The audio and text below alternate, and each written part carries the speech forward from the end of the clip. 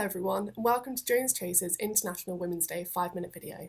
I'm really excited to be recording this video with Lola, who's an associate at Jones Chase and who you will hear from in a couple of minutes. This year's International Women's Day theme is Inspire Inclusion, with one of the core missions being to forge inclusive work cultures where women's careers thrive and their achievements are celebrated. In keeping with this theme, we've put together a short video on how employment law is developing to do just that, to create a more inclusive workplace and that operates flexibly alongside other important aspects of life. We thought it would be helpful to summarise the recent and upcoming changes to employment law relating to things like flexible working and time off for those with care responsibilities. In the UK, it is still women that carry a disproportionate amount of childcare and care responsibilities, and so the new developments will be particularly positive, as women benefit more from flexible working arrangements than men, which can help to balance family life and professional responsibilities more easily. Firstly, the Employment Relations Flexible Working Act comes into force on the 6th of April 2024 and enhances the current flexible working regulations to provide a right to request flexible working from the first day of employment, allows 2 statutory requests for flexible working in 12 months, reduces wait time for decisions to be made, and removes the requirement for an employee to explain the effect of the change on the employer. In addition to these changes, the Carers Leave Act 2023 comes into force in April, which creates a statutory entitlement to at least 1 week's carers leave every 12 months. The aim of this legislation is to make it easier for employees to provide or arrange care for a dependent with long-term care needs. Also coming into force on the 6th of April this year is the Protection from Redundancy, Pregnancy and Family Leave Act. This act extends the priority status to pregnant employees and those who have just returned from maternity or adoption leave or shared parental leave.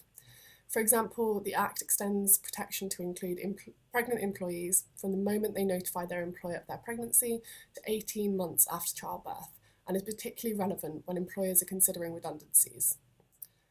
Later this year, the Workers' Predictable Terms and Conditions Act is expected to come into force. This act provides that if a worker's existing pattern lacks predictability in terms of the hours they work, or the times they have to work, or if they're in a fixed-term contract that is less than 12 months, they have a statutory right to request to change their working pattern to make it more predictable. The Worker Protection Amendment of Equality Act, that will come into force in October 2024, places a duty on employers to take reasonable steps to prevent sexual harassment of employees. It also gives employment tribunals the power to increase compensation by up to 25% where an employer is found to have breached that duty. The Neonatal Care Act was passed last May and is expected to come into force next year. This introduces neonatal care leave and statutory neonatal care pay for employees. Finally, it is worth noting that the Miscarriage Leave Bill and Fertility Treatment Bill are currently working their way through Parliament, which, if brought into force, give employees who suffer a miscarriage or who are undergoing IVF paid time off work. As always, if you have any questions regarding the changes that I've mentioned to employment law or how they might impact either you, your company, your rights at work, please don't hesitate to get in touch. Lola will now be speaking about the current discussions around menopause in the workplace and how employers can support their workers in this regard. Hello, I'm Lola Idris, an associate at Jones Chase, and in the second part of this International Women's Day video, I'll be discussing menopause in the workplace. As a starting point, what is menopause and who experiences it? Menopause is when a woman's periods stop due to lower hormone levels. Most women will experience menopause during some point in their lives, as it is related to the menstrual cycle. In addition to women, menopause may also include people who do not identify as women.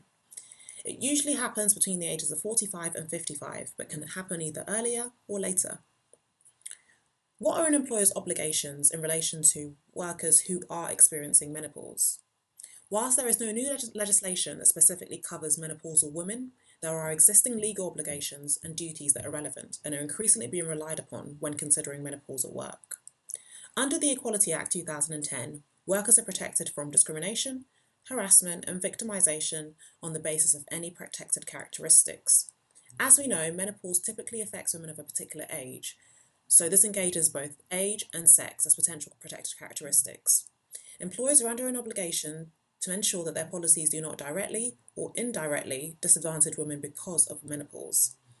Menopause could also engage the protective characteristic of disability.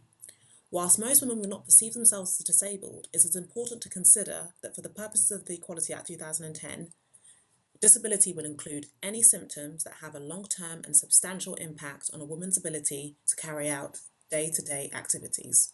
If menopausal symptoms are severe, it could be considered a possible disability.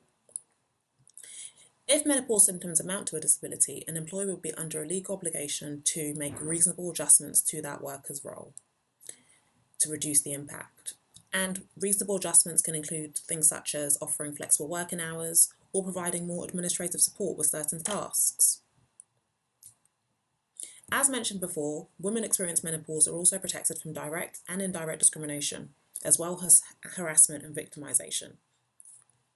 What kind of support can workers provide to their workers that are experiencing menopause?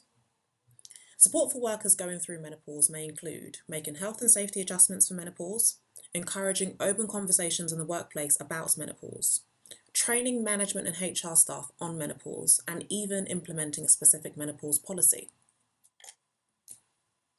As Jessica mentioned at the start of this video, the theme for this year's International Women's Day is Inspire Inclusion. Specifically, we want to champion employers that forge an inclusive work culture where women's careers thrive and their achievements are celebrated.